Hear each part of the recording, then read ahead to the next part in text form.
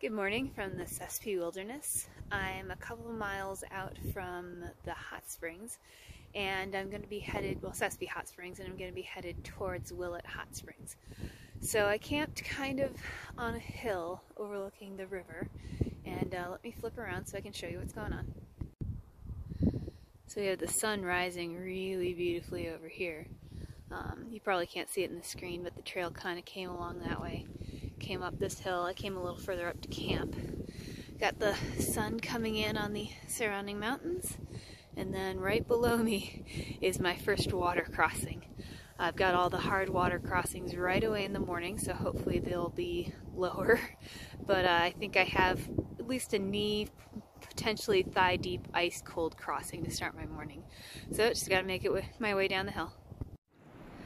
This is the middle of my second crossing for today. It was my deepest yesterday, but I took a different line on that first crossing, and they're both pretty deep. But even though it's morning, it's still it's still pretty deep. So at least this one's the flow is a little nicer, a little less rough. But it's been a wet morning. I got a couple more of these before I get to the easier ones. This is part of the trail I didn't film yesterday. So basically just following the river right here and crossing it occasionally. And way back here was Sespe Hot Springs. So this way to Willet Hot Springs.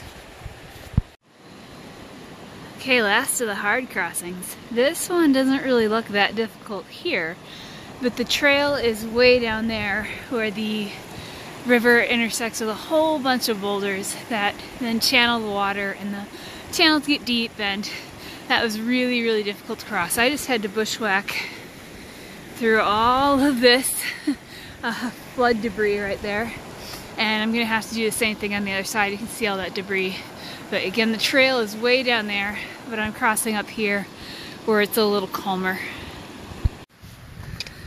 Found the big rock pile again.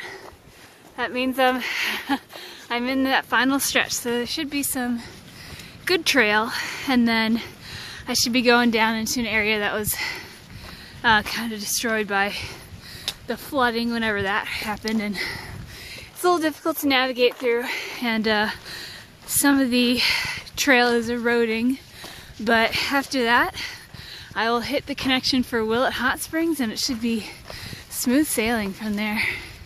So getting closer to the easier part. Does this look like a trail? Because it is. This section has been dipping down into this very muddy wash that's obviously seen some floods, but every once in a while it dips up into an actual trail. So kind of have to watch out for these little sections, because this is the trail.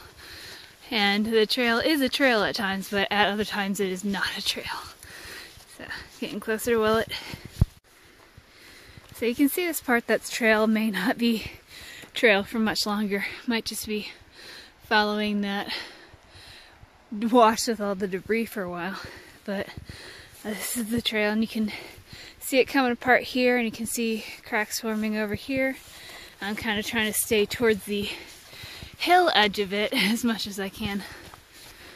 But this is the section just past the Willet, downstream of the Willet Hot Spring Trail Junction. Just crossed the river, and I'm very excited to see the Trail Junction sign. So this time, this is the way I originally came from. This time I'm actually going to head down here to Willet Hot Springs. And I do see somebody camping there, so I'm going to be kind of quiet. But I'm going to go check out the hot spring. I usually don't come down this way because everybody comes down this way. It's usually pretty crowded, but I'm going to check it out this morning.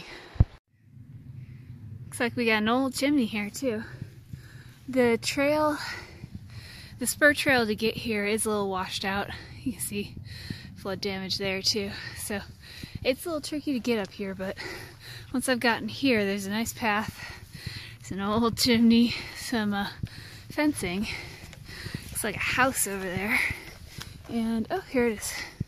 This is the trail I'll go up the canyon and hopefully lead me to a deserted hot spring. That'd be nice. Well, here it is. It was not easy to get to. Look at that hot spring waterfall. It's crazy. This was a big hike up a steep hill. I'll show you on the way down. Oh, it feels nice and warm. And then this last part didn't even look like a trail, but since nobody's here, I'm gonna get in because I'm still frozen from those kind of challenging crossings before. So it took a little bit of work to get up to this hot spring, but it's been worth it. I had a rough night sleeping last night, and then had those challenges this morning. After this, the trail is actually pretty well maintained, and you know the river crossings aren't that hard. So I would say it's all downhill, but it's all upstream from here. I was so cold though. My legs kind of were red, and then my toenails kind of had like a bluish tint when I took my shoes off, but they are normal color now, and my muscles are nice and relaxed, and I'm sitting underneath a waterfall. So I'm gonna enjoy this break, and then should be an easy but long hike back to the trailhead at Piedra Blanca. Heading back down to the Sespe River Trail. My body feels better and my mind feels better, and the sun's been coming out every once in a while. You can kind of get an idea of how steep it was to come up here. I came from the river down there, and actually you can see the Sespe River Trail right in here. It's going to climb up again once I go down, but this was a bigger climb than I'm about to do when I join up with the river trail again. But I feel so much better. It was so worth it. Here is that trail junction again, going straight through and heading back to the trailhead. So I'll reach a couple hours from now. Getting some of those really pretty views again. We're heading down to that little green area down there, and then I can see the trail. We're gonna head right back up. So kind of roller coastering up and down, going from kind of bluff cliff area down to the water and back up. Hit a cool little grassy stretch. It's a nice change from the mostly desert shrubby vegetation that I've been walking through. Still walking next to the river. Just gonna swing around. That's the direction we came from. There's snow up on those mountains, and we are going upstream this way. If you recognize this from yesterday, this is the trail junction for what was the first big ford and now is the last big ford. It's going to be child's play compared to what I went through today, but still going to be getting my feet wet quite a bit more once I cross this. This is just the last big one, and 4 miles to the trailhead now. Okay, so you can see these white rocks in the distance right here.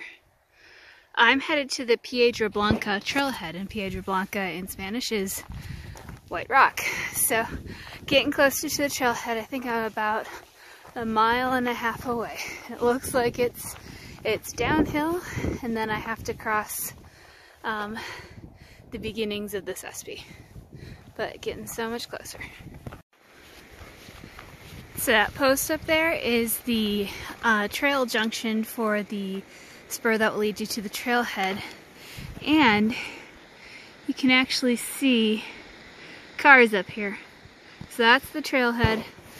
Last thing I need to do is I need to cross 4 little streams that will eventually turn into that bigger river. This first one being the biggest. So I'm gonna get my feet wet 4 times, but super easy. Our arrival at the parking lot marks the end of this 2-day backpacking trip. So until next time, Sespe Wilderness.